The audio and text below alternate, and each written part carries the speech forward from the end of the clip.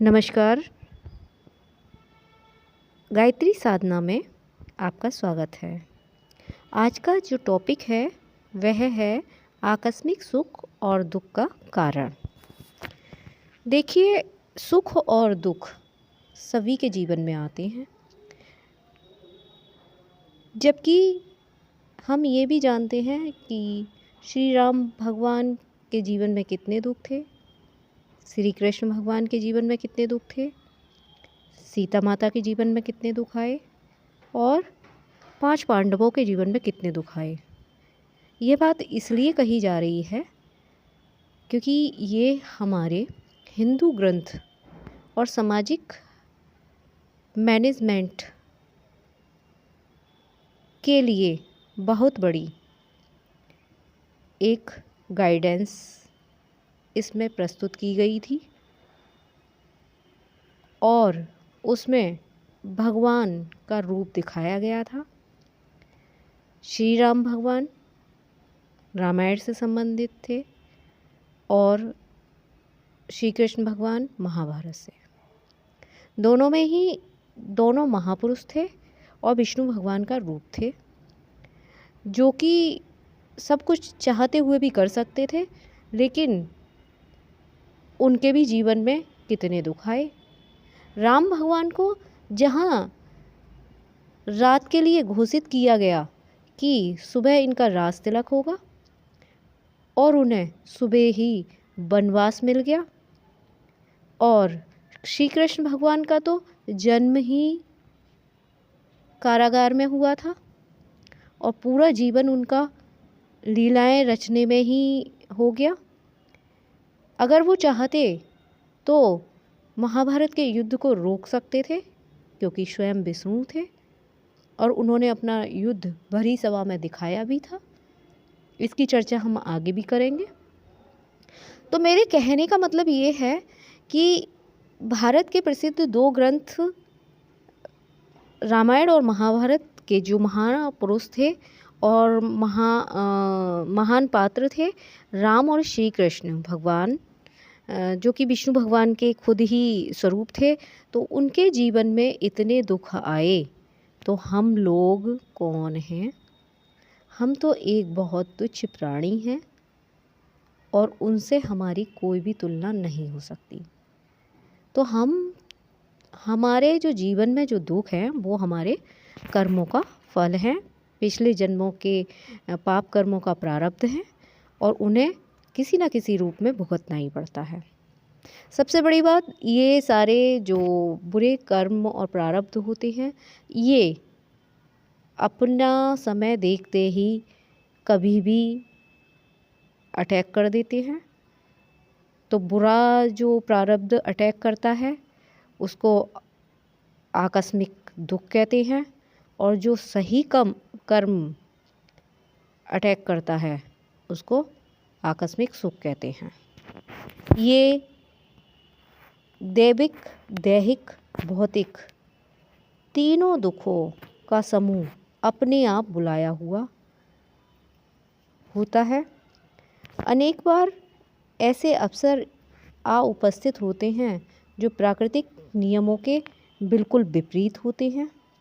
एक मनुष्य उत्तम जीवन बिताता है, बहुत अच्छा सब कुछ चल रहा होता है, उसकी जॉब बहुत अच्छी चल रही होती है, रुपये का आवागमन घर में हो रहा होता है, फैमिली बहुत अच्छी चल रही होती है, बच्चे अच्छे पढ़ रहे होते हैं, शादी ब्याह अच्छी हो रही होती है, और आकस्मिक दुख ये आता है कि उसकी अकेली बेटी और उसकी शादी होती है और शादी के तीसरे दिन ही उसके यानी बेटी के पति की डेथ हो जाती है।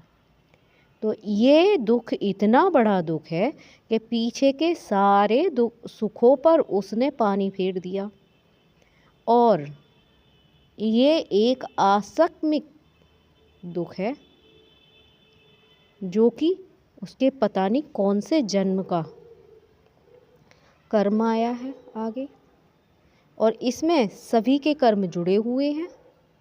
माता का कर्म भी आ जाता है, माता भी अपनी बेटी की वजह से दुखी है कि मेरी बेटी विधवा हो गई छोटी एज में, क्या करें।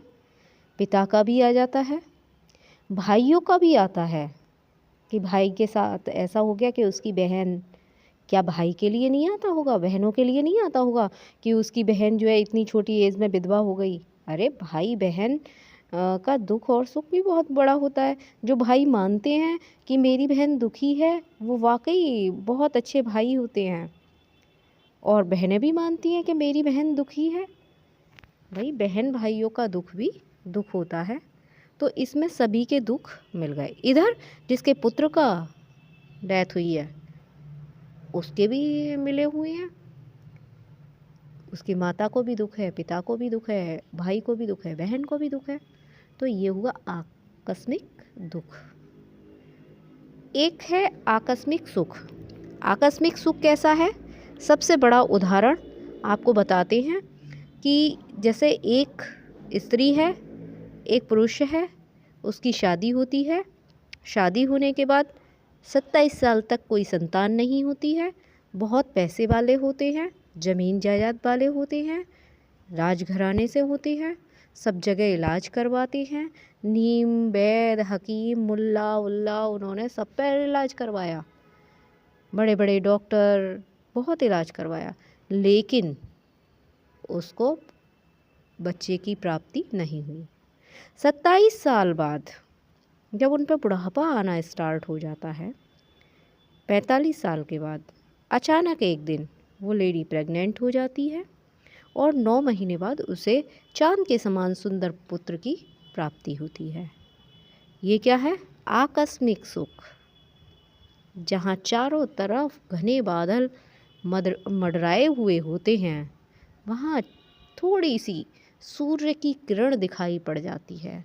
उस तरह से उसके जीवन में ये आशा की किरण, उसका पुत्र आता है, जो कि उसका आकस्मिक सुख होता है। और पीछे के जितने भी दुख होते हैं, समाज वालों ने उन्हें क्या कहा या किसी ने उनसे क्या कहा या कैसा था, ये सब क्या है? आकस्मिक सुख। तो कहने का मतलब ये है कि ऐसा कभी होता है कि जो बहुत अच्छा कमा रहा होता है, खा रहा होता है, बहुत सब कुछ कोशिश कर रहा होता है, उसने कभी ऐसा ईश्वर ने घोर दुष्कर्म का दंड दे दिया और एक मनुष्य बुरे कर्म करता रहता है, इधर उधर से बेईमानी का पैसा कमाता है, वो चैन की बंसी बजा रहा होता है। सब प्रकार के सुख सौभाग्य उसे प्राप्त होते हैं। एक निठल्ले को लॉटरी में, जुआ में या कहीं गड़ा हुआ धन मिल जाता है, किंतु दूसरा अत्यंत परिश्रमी और बुद्धिमान मनुष्य अभाव में ही ग्रसित रहता है। एक व्यक्ति स्वल्प परिश्रम में ही बड़ी सफलता प्राप्त कर लेता है, लेकिन दूसरा परिश्रमी कुछ भी नहीं कर पाता है और घोर परिश्रम करने के बाद भी असफल रहता है। ऐसे अवसरों पर प्रारब्ध शब्द को हम भाग्य का रूप दे देते हैं, और जो अधिकतर क्या होते हैं, असफल होते हैं, वो भाग्य का ही